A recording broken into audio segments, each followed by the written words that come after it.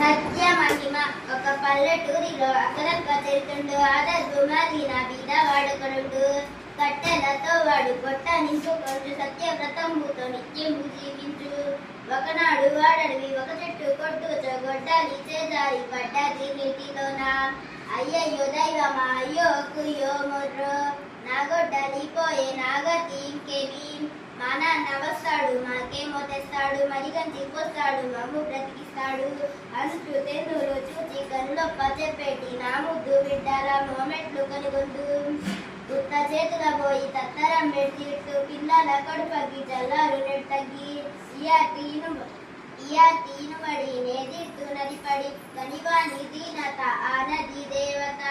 చెన్నారు కరుణతో అన్న ఎంచు బిల్చి రంగారు వన్నెల బంగారు గొడ్డలి చూపి మీదేమో చూడు మా ఎనుపల్కే విరుమిట్లు గొలుపుచు మెరిసాడి గొడ్డలి తిరిగించి అతడనే తల చేతులాడించి.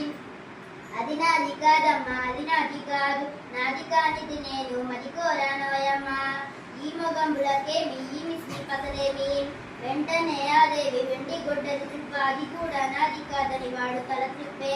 ఇనుప గొడ్డలి తీసి ఇది చూడు మాయన్న వాడు నాదే ఎంచు వేడే తనకి మంచు.